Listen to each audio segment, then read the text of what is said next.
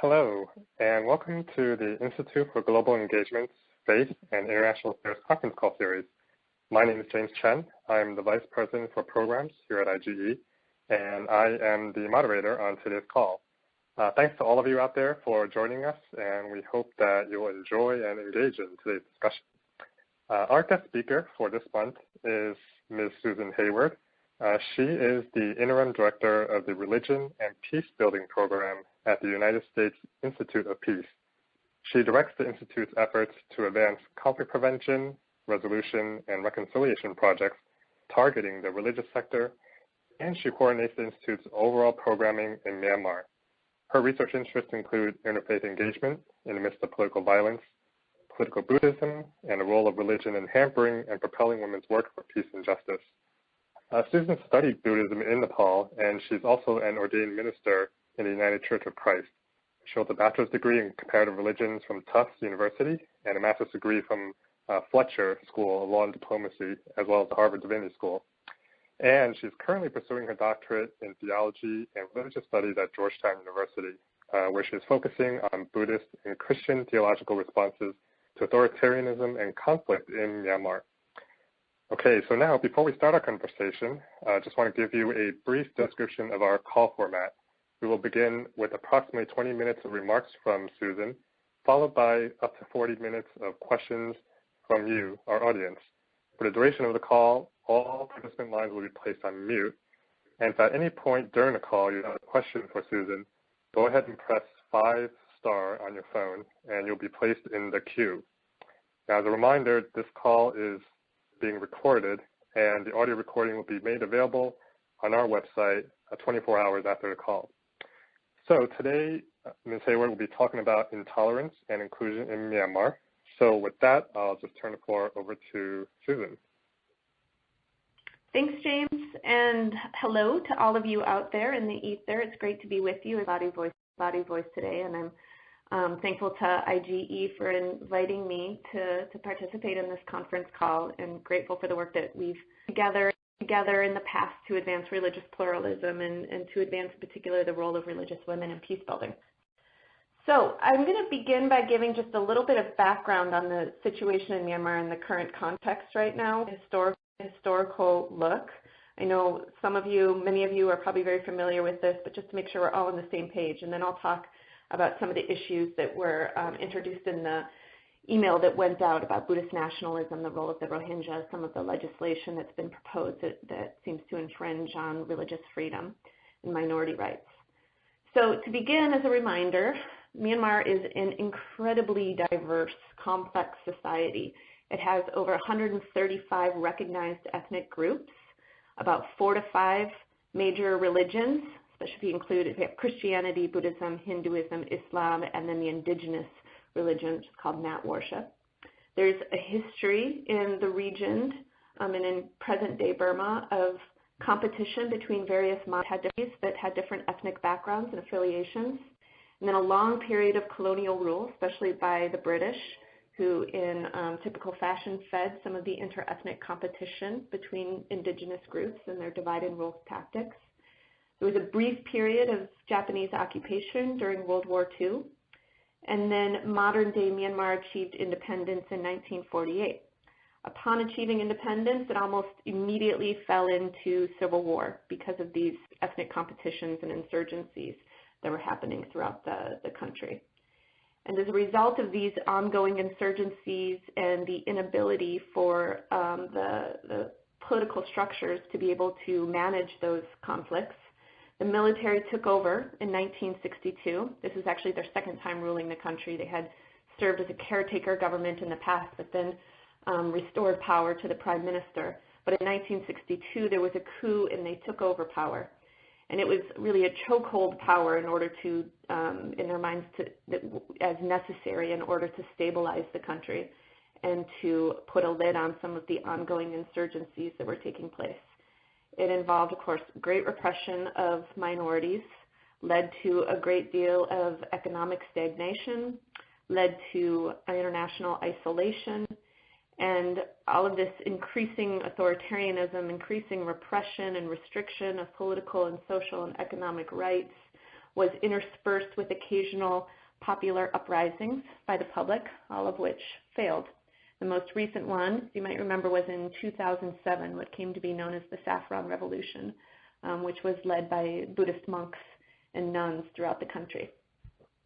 In 2011, the military-led reform process began, and that was commensurate with ceasefire negotiations with over a dozen ethnic armed groups. In some sense, these changes that have happened since 2011 have been gradual, or at least semi-controlled, unlike other places where we've seen political transitions that have kind of happened overnight when one government has been overthrown and a completely new political order put in its place. This is a process that has been controlled and managed very closely from the top by the military leaders themselves. So in that sense, it's been a gradual progression, but in another sense, it's been very dramatic. There has, in 4 years since 2011, been incredible social, political, and economic changes in the country. There has been an influx of outside foreign influences. This includes a huge influx of international actors who are now re-engaging with the country diplomatically, politically, as well as economically, with new businesses and foreign investments coming in. There's been a huge influx of information and access to information that was not previously available in a country that restricted the media and information access quite strictly. There has been an unleashing of latent prejudices and biases within the country that in the past didn't have ways of being expressed with the crackdown on the media, but are finding new ways of being expressed in this new, more open space. And there are new forms of competition and conflict between groups as people are competing about who's going to win and who's going to be left behind in this reform process. So you can see both the historic inter-ethnic, intergroup competition taking place right now in Myanmar in this new context, as well as the new forms of competition between those who are advancing and those who are resisting the reform process, those who stand to lose out from these changes that are taking place, either politically or economically. And then new forms of expression, or new forms of competition within the new democratic expressions and mechanisms that are taking place. So some of it's historic and some of it's new. But what's been perhaps most striking has been some of this Buddhist-Muslim competition and conflict that we've seen that have led to outbursts of violence. They began as isolated series of events in Rakhine State in the west of the country, and then they soon spread. It appears that these localized episodes of violence are connected to more widespread anti-Muslim attitudes and activism that are spearheaded by monk-led groups. 969 and Mabata are their names. And, to give some historical context to the rise of these Buddhist nationalist monk-led groups, bear in mind that during the colonial period in what was then known as Burma, you had the slow march of the British from the south up into the north of the country, and as they were going, they were toppling monarchies over decades.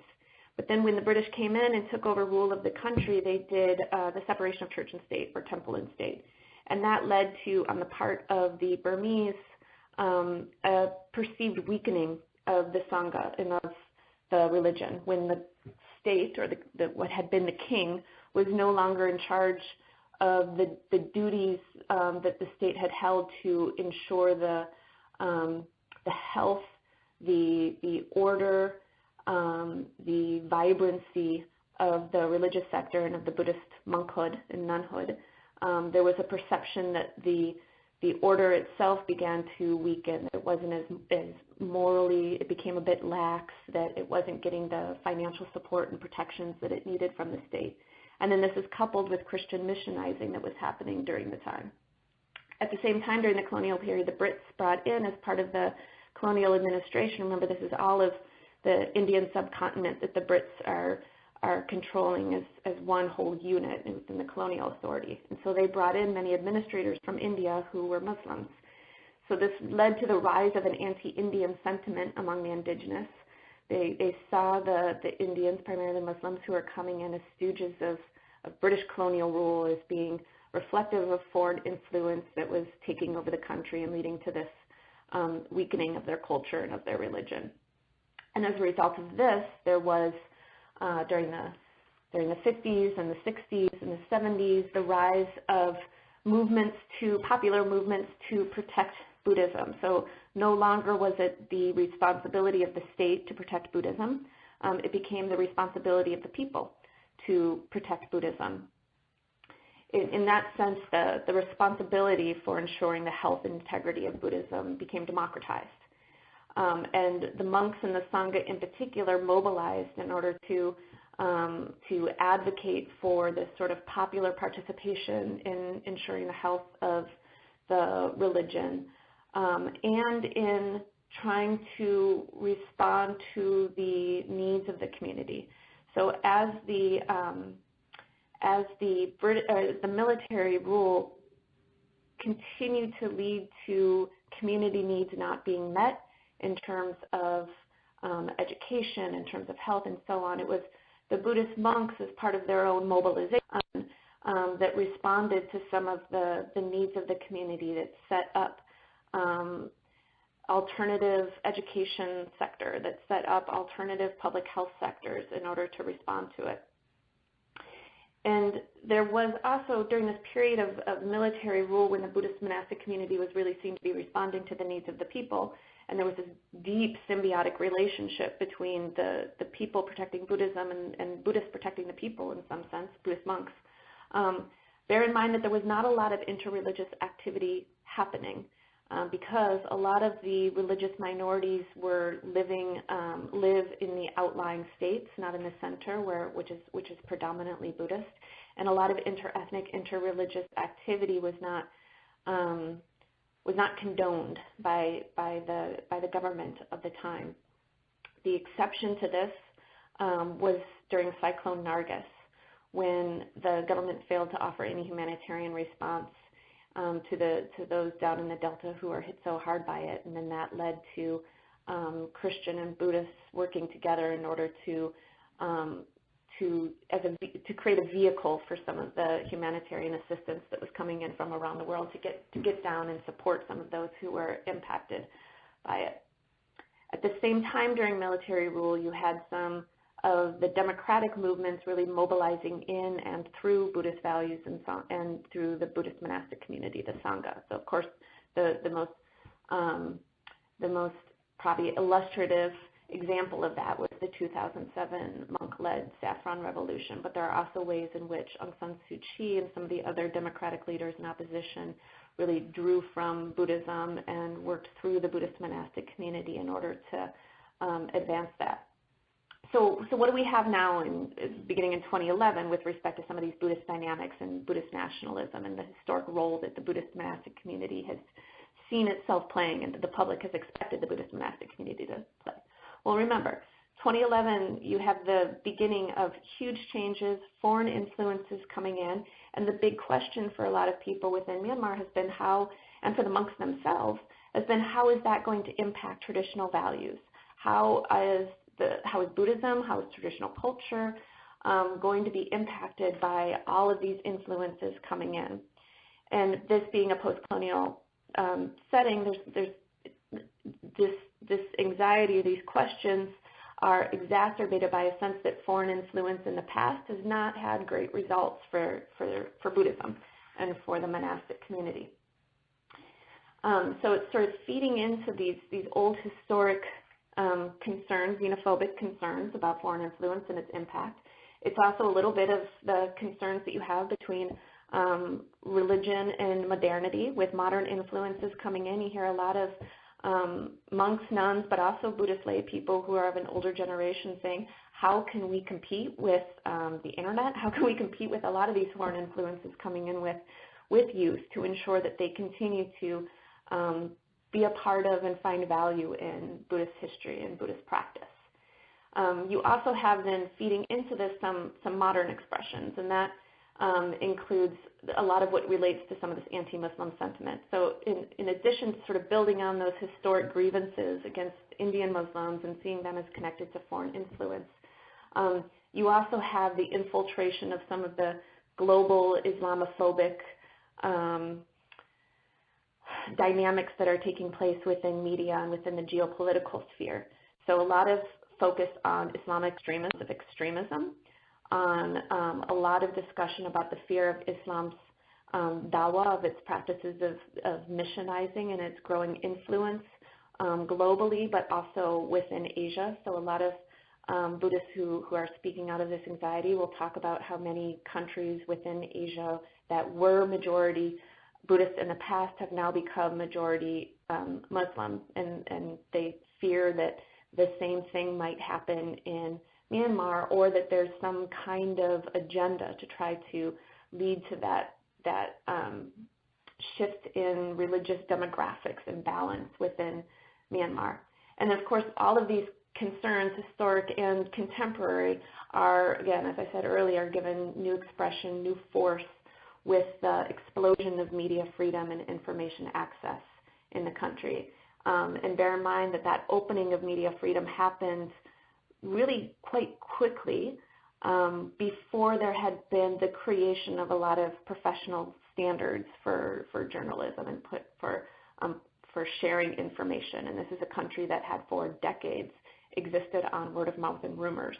So you have kind of an indigenous rumor culture now being given expression in these forms of sharing information that are explosive and can spread misinformation, rumors, accusations that haven't been verified in a very quickly and potentially very explosive and powerful way. You also have these historical forms of Buddhist activism or Buddhist nationalism now mobilizing through the new democratic processes that have been established there. So they're attempting to influence legislation through regular old civic mobilization that we see in a lot of different places. So the monk-led groups have been trying to influence parliamentary legislation through what you may have heard as the 4 race and religion laws, which are related to monogamy, population control through controlling the number of births that women can have, interfaith marriage, which is applied narrowly to Buddhist women needing to get permission from authorities in order to marry Muslim men, and then conversion, where people who want to convert from one religion to another need to get permission from authorities. And so these 4 race and religion laws, which were proposed and drafted by the Mapata, one of the Buddhist monastic groups, they collected signatures from around the country. They presented it to Parliament. They did a great deal of lobbying and put a lot of pressure on parliamentarians, saying if you don't vote in favor of these laws, we're going to make sure that you don't get reelected. And they were able to show that they had a lot of public support for it, and were able to garner public support for the consequences of parliamentarians that didn't vote for it. And then as we ramp up towards the presidential election that's going to take place in November, you see some of this Buddhist nationalism playing out in terms of the different potential candidates really trying to position themselves as being good Buddhists and getting the Buddhist nationalist voice. Now, all that to say that there is increasing skepticism among the public about some of these Buddhist activists or nationalist groups, and the sense that they are being politically manipulated or instrumentalized, and that they might be supported by what the Burmese will say is dark forces, but by those who are trying to resist the reform efforts taking place. And there's increasing concerns about some of the transnational links that these Buddhist nationalist groups in Myanmar have with other Buddhist nationalist groups in Sri Lanka and Thailand and elsewhere. Let me just say 2 quick things, and then I want to open it up for discussion. One is about the 4 race and religion laws that I can't help but note because I'm somebody who's fascinated on gender dynamics and religion. And that is that a lot of the language that the Buddhist nationalist groups use about sort of justifying some of their activism or the particular policies or laws that they're supporting is about the need to protect women, particularly Burman Buddhist women, from some of these foreign influences. And so these 4 race and religion laws, seen as a package, they're really understood to target Muslims, but particularly to target women. They are a clear restriction of women's rights and saying who women can marry. Doesn't matter who men marry, but who women can marry. about women having to get permission, about controlling how many children women can have, and so on. Now, the irony is that those who have been the most critical of these laws within the country have been women's groups who have said this isn't protections that we're asking for, and this actually goes counter to women's integrity, women's protection, women's rights. And when those women activists raised these concerns, they were attacked pretty vociferously online and over the phone and so on by some of these nationalist groups and their sympathizers, including with death threats and other forms of sexual harassment. So it's a bit of an irony that they claim to be supporting women's protection, but when women oppose them, those women are threatened with their lives. The other thing I just want to say about the Rohingya migrant crisis, and we can speak about that a little bit more in the discussion if folks are interested, but I know that's been in the news a lot. The Rohingya, of course, are the Muslim minority that is based out in the west of the country, and they're a particular Muslim group within Myanmar. There's different Muslims of various ethnic backgrounds, but the situation of the Rohingya is extraordinary among those Muslims in the country, and that they face an incredible amount of prejudice, and they are stateless. They're not seen as citizens of Myanmar, and they're not seen as citizens of any of the regional countries. A couple things to bear in mind with this. One is that there's multiple forms of oppression that's taking place in Rakhine State in the west of the country. It's one of the poorest states. There's a lot of issues of underdevelopment out there that impacts the majority, which is the Rakhine Buddhist, as well as the Rohingya. And so the key to addressing some of the underlying issues has been a focus on ensuring that the development of that state, of addressing some of the concerns about poverty and education, are addressed for all of the communities in that state. But the other thing to bear in mind, Myanmar needs to do a lot in order to address this situation more effectively.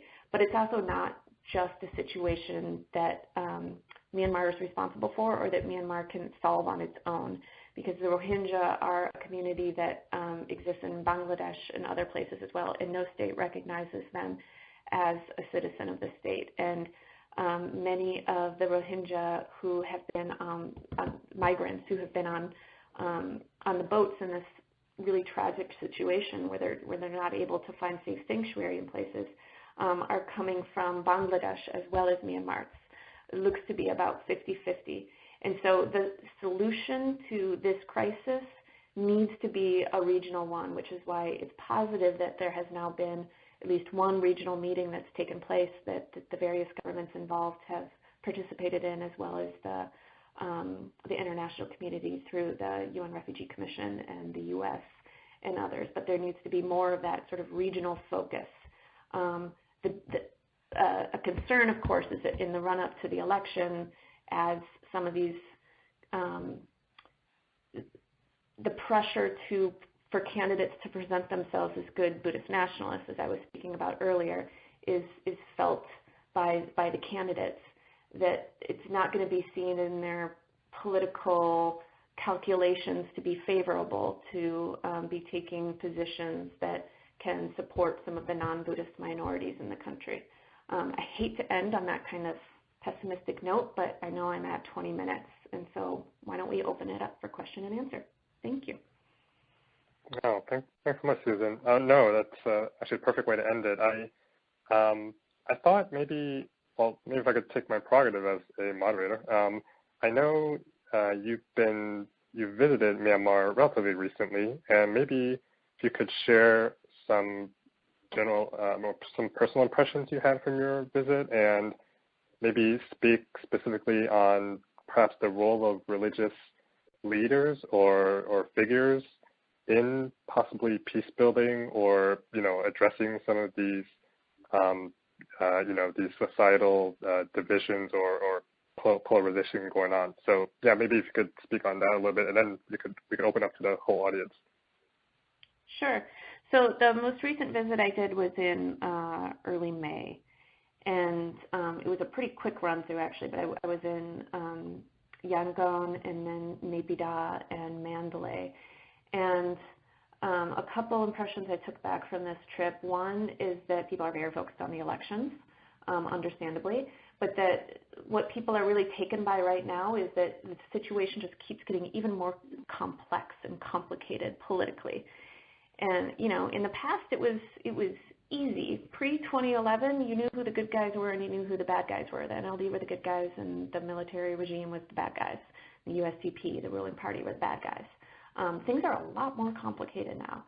And, you know, with some of the criticism that Aung San Suu Kyi has faced, some of the competition within and between various ethnic groups, it's led to a lot more difficulty for people to kind of point to who do they support and who do they trust and who do they oppose and who do they not trust within the country. And that's playing into how people are thinking about the upcoming presidential election.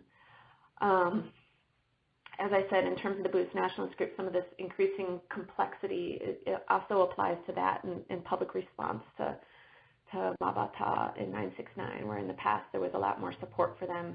You saw a lot of the 969 stickers and sympathy for what the monks were doing in order to ensure the protection of the religion in the midst of the situation. There's a lot more criticism about the impact they're doing and about whether they're being instrumentalized by others. Still overwhelming support for the underlying concern and anxieties that drive them, but increasing sense that they are kind of being politicized by forces as well. In terms of what religious actors, there's a lot that religious actors are doing in order to try to address the situation in positive ways. One, of course, as it relates to what I'm most interested in, is violence and peace building. And there have always, since the violence broke out in 2012 in Rakhine State, there have been religious actors who have mobilized in order to bring humanitarian relief to those affected across religious lines of difference. In order to, there's a huge history of charity, of giving. It's called Dana in Theravada, in Pali Buddhist language. And there's a lot of collecting dana, collecting charity in order to bring that to communities affected by man-made or natural disasters. And so that has mobilized in response to some of these episodes of violence. And then there have been various monks, nuns, imams, Christian clergy, and others who have tried to address some of the narratives that are propelling misinformation and bias and violence, and in order to try to push forward the peace process with the ethnic armed groups, push forward some of the reform process. There's also a very strong environmental movement within Myanmar. And what has been fascinating and heartening is watching the ways in which the civil society has mobilized around some of the new development infrastructure that's coming in, particularly from China and India and elsewhere, in order to, sort of collecting some of the natural resources around water dams or coal mines or that kind of thing. There's been a lot of mobilization around that, oftentimes led by Buddhist monks and the monastic community, to ensure that these development projects that are coming in are abiding by environmental standards and that they benefit local communities. So there's the kind of overriding image that we hear from here in the media is probably rightly so, some of this violence that's taking place and the way religious actors are mobilizing in really destructive ways to propel some of that to violence.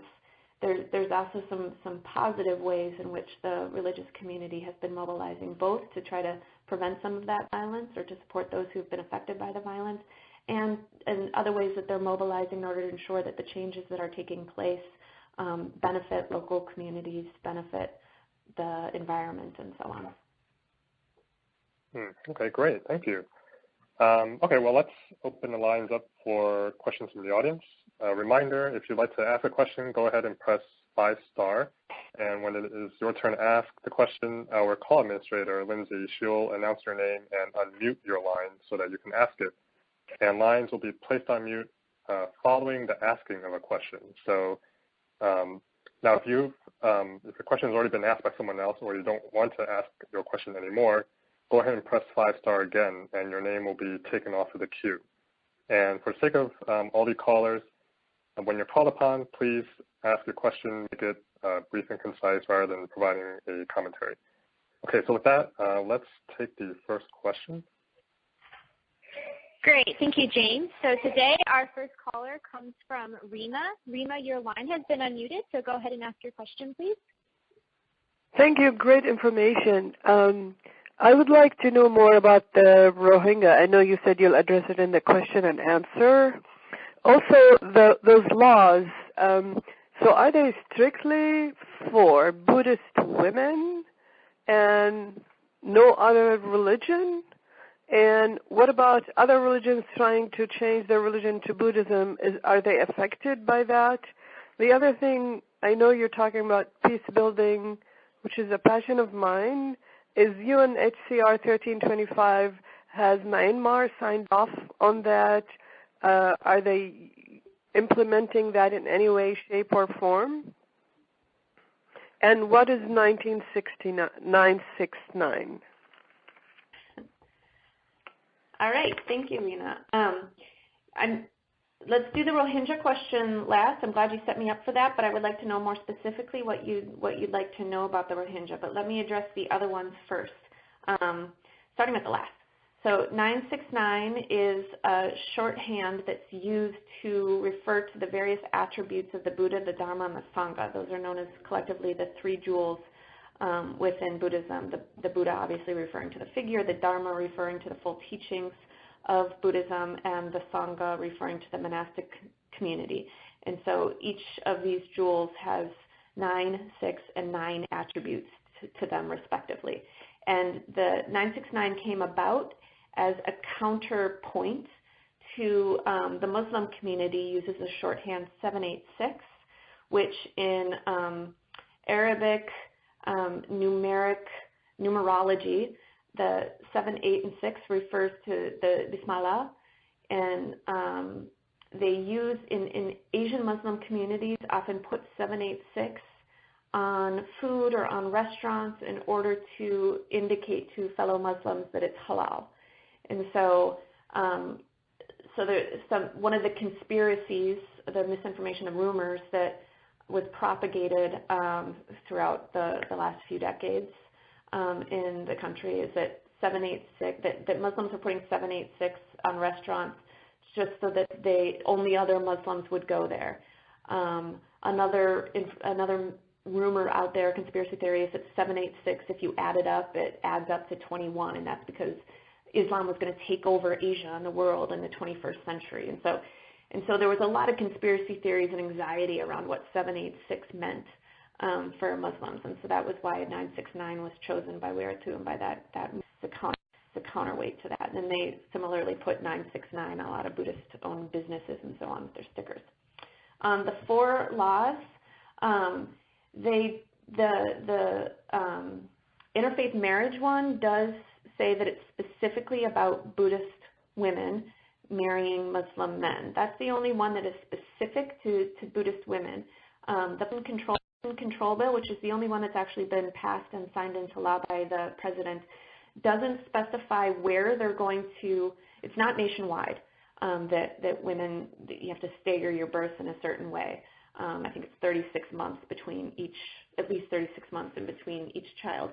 But they have certain requirements that they're going to use in order to determine which areas they're going to mandate that women abide by this law. And so one of the concerns is that they're only going to look at minority areas, and particularly Muslim majority areas, as being those places where this is going to be in effect. In terms of consent, it's for any person converting from one faith to another has to go in front of a board in order to explain why they want to convert and to demonstrate that they're not being coerced by any party in converting, and then get approval for it. 1325 is not something that Myanmar government has signed off on, and the peace process as it's taken. For those who are not familiar, UN Security Resolution 1325 is a resolution that calls for both that peace processes bear in mind issues that affect women, but also that women have equal participation within peacemaking and peace-building activities. So to date, the peace process has been a fairly male-dominated, at the beginning exclusively male-led process. There has, under pressure by some of the women's groups, there was more women who were given representation within the ethnic groups and within the government, but it's still a very, very small number, and a lot of them are more observers than they are active participants in the talks that are taking place. So there's a long way to go in terms of the official peace process, ensuring that there's gender equality. But on the civil society side, women's groups and women involved in peace building at the community level is very robust. But that's due to the women themselves mobilizing and being empowered and being educated and becoming involved in leading some of these efforts, not because of any government policy about it. And then tell me, Lena, what in particular would you like me to address about the Rohingya? If you could unmute. Basically the history, but if there's no time, maybe we can do it by email. Sure. I'll just say briefly that the Rohingya, some of them have been in the country for generations. Some of them have come over from Bangladesh more recently over the past couple decades. There's about 1 million of them in Rakhine approximately, but it's hard to know because they've never been counted systematically, in part because they're not recognized. They practice a variation of Deobandi Islam, which has a little bit more of a conservative expression to it, but they face, because they're not recognized, they don't have legal status, it's very difficult for them to get jobs. So as much as those living within Rakhine State from all different backgrounds suffer from poverty and economic inequalities, the Rohingya face it to an even larger extent because they don't have rights that allow them to get jobs and education and so on. Okay, great. All right, Great, thank you. Sure. So our next question is going to come from Mr. John Kenyon. John, you've been unmuted, so go ahead and ask your question, please.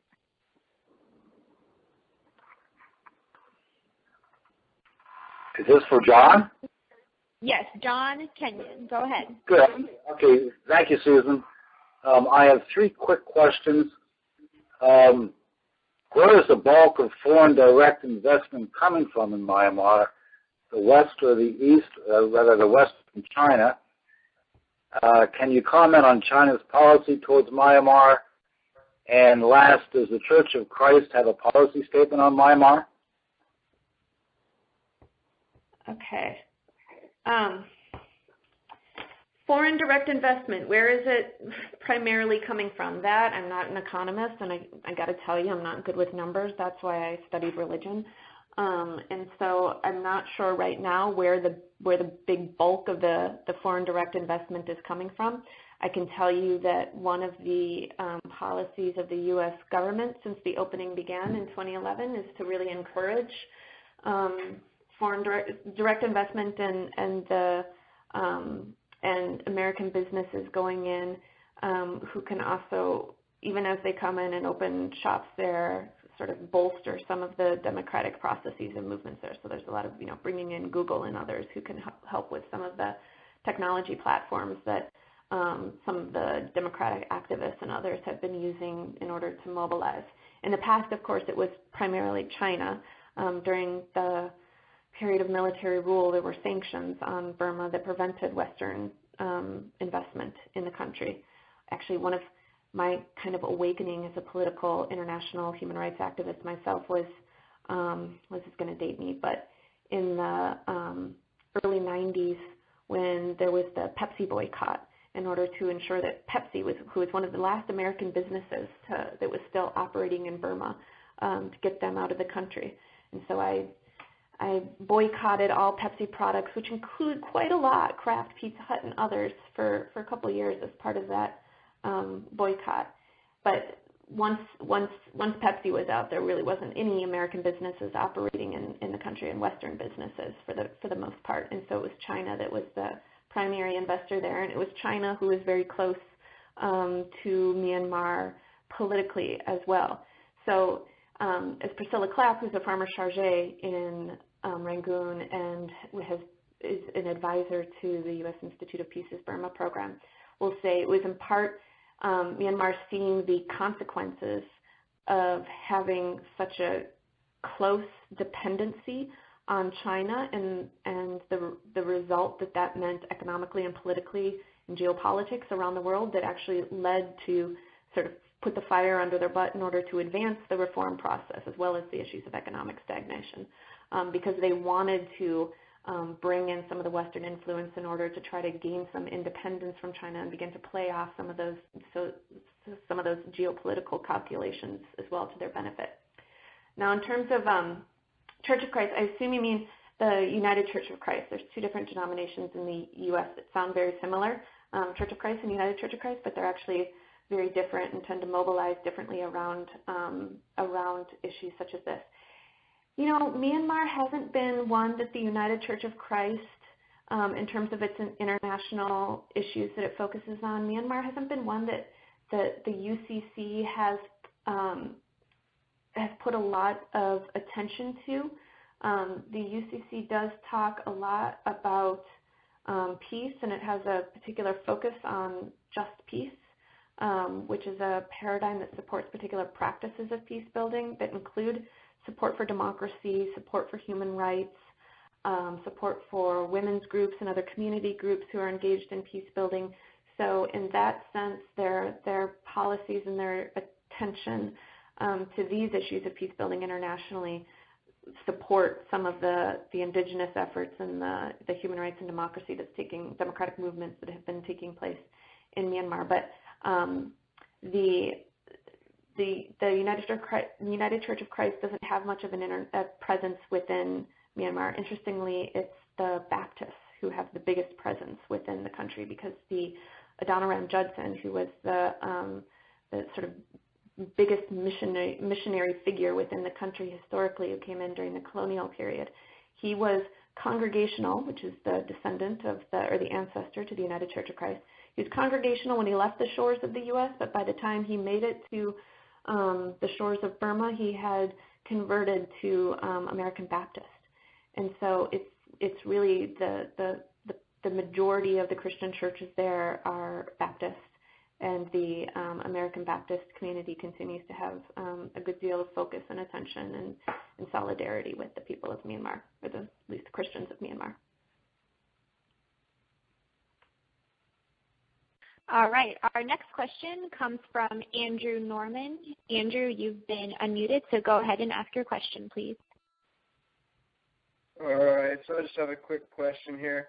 I was just wondering, is there any precedent for Buddhist condoned violence or exclusionary policy in other places or times? Is this out of the ordinary? If so, could you give some examples? Sure.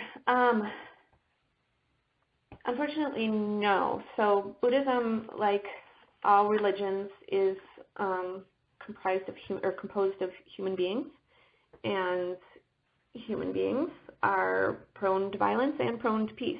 And so Buddhism, like all religions, reflects those competing dynamics, and that plays out historically as well.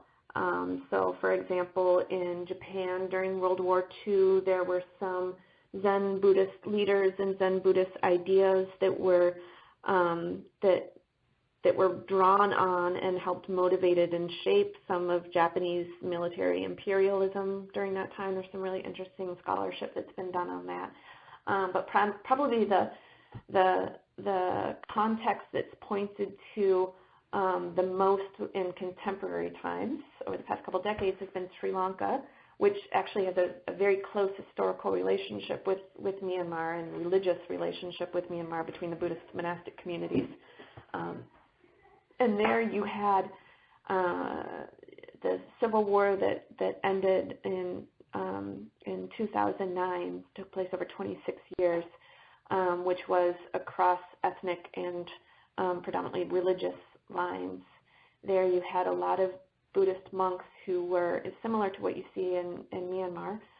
You had them mobilizing and using Buddhist ideas, particularly this idea of the need to protect and defend the religion in order to justify military campaigns against the Tamil minority there, the Hindu and Christian Tamil minority.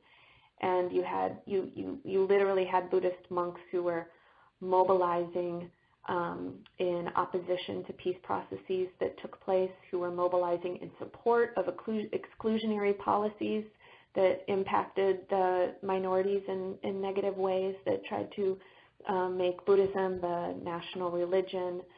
And you actually had a Buddhist monk assassinate one of the political leaders there who was seen to capitulate too much to minority communities. So Buddhism being associated with violence or with anti-religious freedom, anti-minority laws is something that we've seen in the past, like we see in other religious traditions.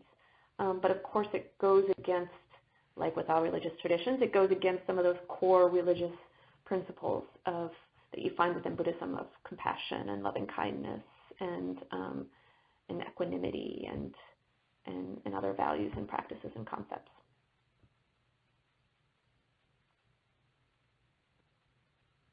All right, thank you. Hope, you can go ahead and ask your question, please.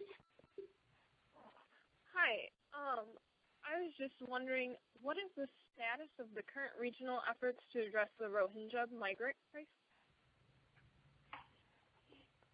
Sure, thanks, Hope. So when the migrant crisis first started getting a lot of media attention, it was because there were these boats with thousands of Rohingya on them that were in the seas that weren't being allowed to land in any of the shores of neighboring countries. A lot of these boats have been going particularly towards Malaysia and the folks on them hoping to get safe sanctuary there as a Muslim majority country in the region. And Malaysia did accept some at the beginning, but then stopped doing it because so many were coming. They have since, under international pressure, started accepting more, as has Indonesia. But it was primarily a lot of finger pointing that was taking place between countries and not a lot of cooperation between countries to address the situation. Worst among that was Myanmar. They were refusing to cooperate with other countries in order to address this issue, and really kind of refusing to address it, to recognize it as an issue that needed to be addressed. So in late May, Thailand convened a meeting in Bangkok that was to be a regional meeting to address the issue. And at first, Myanmar said that it wasn't going to attend, got a lot of criticism for that and a lot of pressure to attend, and so it did. The U.S. was there, as well as the UN and International Organization for Migration and others. There wasn't a whole lot that came out of that meeting.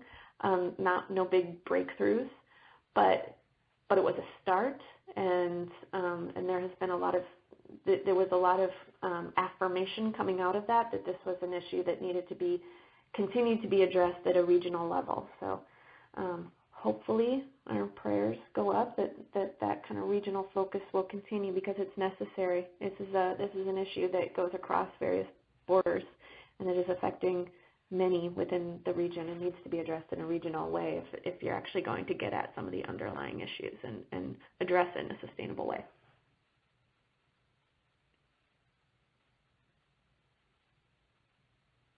All right, thanks for that answer. And our next question is going to come from Hyun. Hyun, you've been unmuted, so go ahead and ask your question, please. Okay, thank you. My question is about the role of the international NGOs community in Myanmar, how much they have been helping with the religion-based conflict in Myanmar. And my second question is that how the Burmese people welcome the international community to help them. Thank you. Yeah, it's a good question. there was a huge influx of international organizations involved in supporting peace building and human rights and development and so on after 2011, when it became possible for these organizations to come in.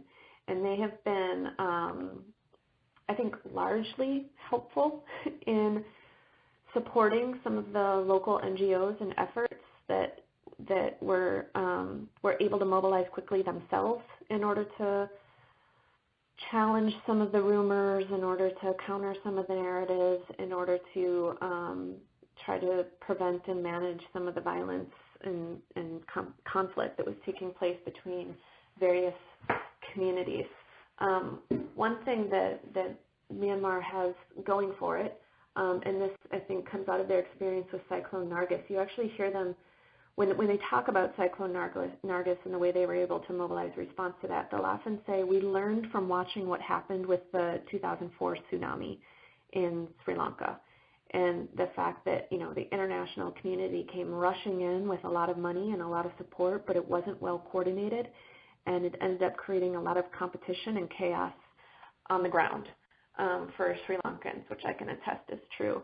And it fed some of the conflict dynamics there. And so they really saw it with Cyclone Nargis, and they were able to do this in part because sanctions, because international communities couldn't access the area. They were able to kind of take that support from the international community, but direct it and control it and manage it to ensure that it was going directly to the people who needed it, and it was really impactful. And they're very good in Myanmar. Of course, all generalizations aren't true, but from what I've seen, they've been very good at recognizing how to kind of direct and give direction to the international community that has come in and tried to offer support. They are really, in Mandalay, for example, some of the groups with whom I work there, they didn't need the international community to come in and tell them to suggest the idea of creating a committee to do communal violence prevention. They created that committee on their own, and they brought in all the right people to be a part of it, from religious actors to human rights activists to lawyers and so on. So where it's been most effective is when the international community has been able to kind of follow from behind and support the really creative indigenous things that have already been taking place by a community that has for decades had to mobilize and respond to address its own community needs because it had a government that was unwilling to do so. Oh, and I'm sorry, you also asked about how they see international. So let me just say, one thing that I want to add on this is there is still, as much as they are eager to be supported by and to learn some from the international community that's coming in there, there is still this kind of underlying concern about foreign influences and about what the agenda of various foreign influences coming in are, whether it's from the U.S., from the West, from other Asian contexts, from the Muslim world, and so on. And so, that's not, it's understandable in post-colonial contexts. And you always hear this concern in a lot of post-colonial contexts, particularly in Sri Lanka, where I work, of the term neo-colonialism, that the way in which foreign governments and foreign powers are trying to sort of control or manage other countries now is through NGOs and is through various development assistance that goes to particular kinds of projects with particular kinds of values and principles. And so there is this sort of underlying concern that with all of the international actors coming in and influences coming in, whether NGO, development, business, media, and so on, missionizing, that there's a bit of wariness about it and a desire to kind of know what's the agenda, what's the purpose of these groups, and are they commensurate with our own values and traditions. But right now it